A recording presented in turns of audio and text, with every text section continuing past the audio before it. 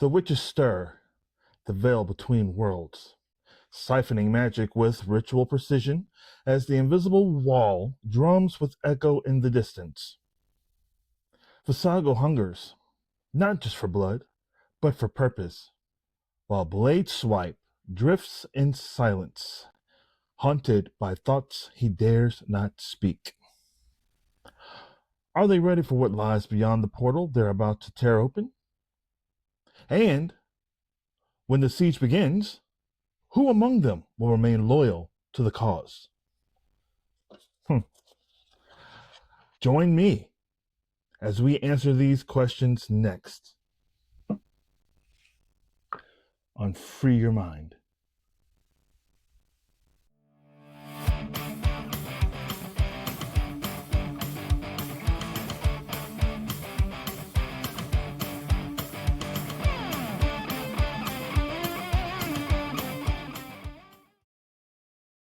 All right.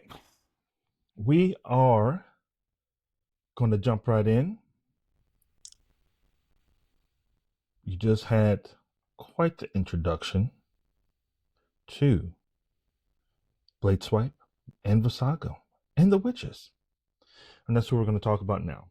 So where we are at the end of the last chapter, right? Hiroku and Upega kind of, had an interaction.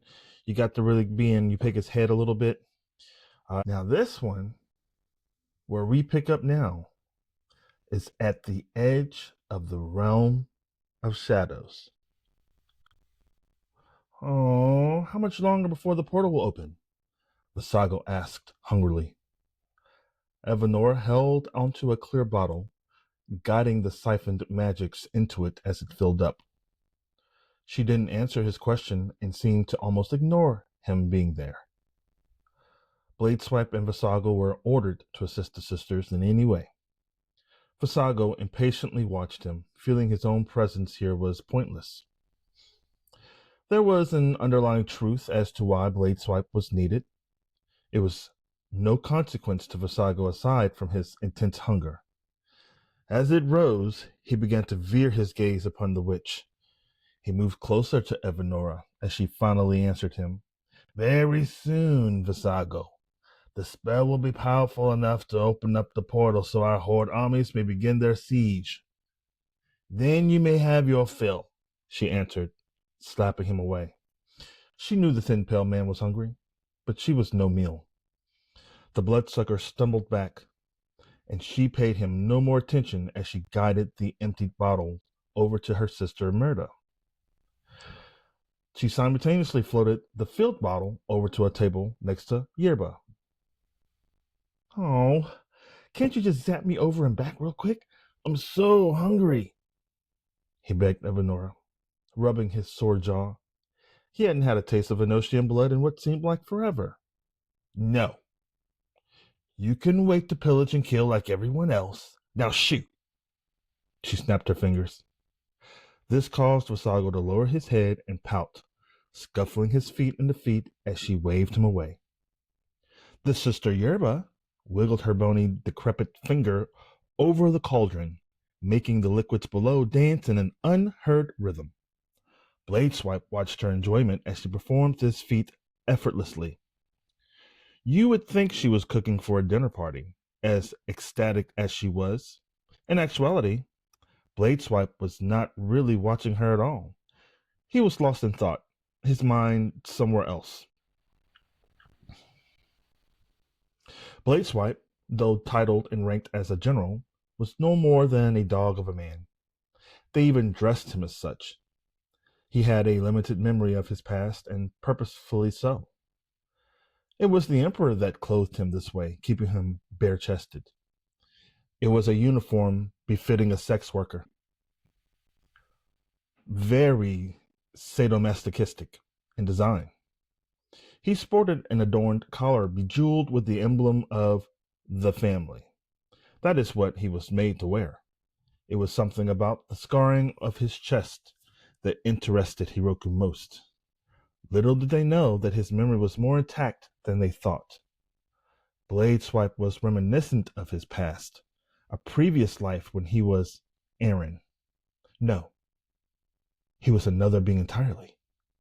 He was someone special. He was Nomad. Careful, Bladeswipe. Yerba called him back to reality. Leave those memories in the past. Huh? Bladeswipe looked at her confused, still stuck in his past. Your thoughts, she tapped her own skull. The Dark One can sense them. He had forgotten how talented they were at spying. Bladeswipe began to cover his tracks with a lie. Yerba, I wasn't. Yerba quickly spoke over him. Do not forget why you are here. You are General Bladeswipe of the Horde Army, picked by Emperor Hiroko himself. I didn't mean to, he began again. Again she cut him off, saving him from his deceptive rebuttal. You have real power right at your fingertips. Do not forget what she did to you. Yerba touched his scarred, bared chest. Her fingers could feel the gemstone bits still protruding up from where his power source once lay. The visible outline was a harsh reminder of his past still clinging to him. Her other hand ran across the sharp spikes and blades of his uniform. Albeit more skimpy than what others wore, she was excited by its design. Though it was Hiroku's sorcery that kept the Enochian alive in the harsh Shadowlands, she didn't care. For the demon witch, it was all about her own lust. Aaron felt disgusted by her pawning and immediately pulled away from her unwanted touch. With your help, she continued, lowering her hands. She was unfazed by his rejection, knowing that he had no real control over anything. She could have him anytime she wanted him. We can rip the very power from the White Queen. We can rip it from them all. Bladeswipe just stared at her, not impressed by her words, her hideous smile, or her horrible, horrible breath. Aaron did like the thought of having that kind of power again. As Nomad, he was more powerful than they even knew. In the distance, the deep, guttural, monstrous sound of a hellhound got their attention. Bladeswipe was glad to see General Upega approaching. Now Yerba could focus on someone else besides himself. The general did a mini salute at them as he hopped down off the beast. Upega, you returned from your briefing with the Emperor, Vassago said with the least bit of enthusiasm, having popped back up next to Evanora. Upega gave a half grin, knowing that he and the bloodsucker were aligned in their shared hatred of the Emperor. What did the usurper say? He is somewhat satisfied with the progress the sisters have made, Upega emphasized, poorly hiding his own giddiness about it all, and seemed quite eager for the portal's debut to happen sooner than later. Finding Upega's mocking of Hiroku a bit hilarious, Vassago had forgotten about his hunger, mostly. These are true words you speak, General. Evanora excitedly stepped towards him, her bony, decrepit hand extended outward. We have just completed siphoning off the last bits of power needed to open the portals. Tell the Master, thanks to his wisdom, we shall soon begin casting the necessary spells, and will have all of the Horde divisions assembled in a day's time. Yerba continued her sister's words. When the next phase begins, Enosh will be helpless against us. You can tell him yourself, Evanora. Upega huffed, blowing raspberries. Hiroko will be coming to check on your progress personally.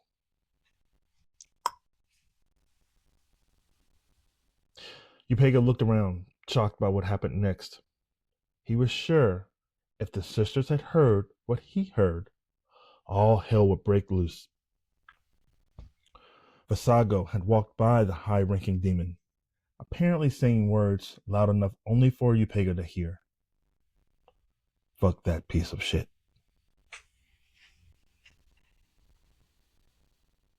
Okay, well, that brings us actually to the end of chapter 2. Can you believe it? That was a real short chapter. Let's just say you got a lot. You got a lot out of that. So, next we start chapter 3. I hope everybody's looking for that. But until then, you know what time it is. It's time for the Author's Corner. Take away music.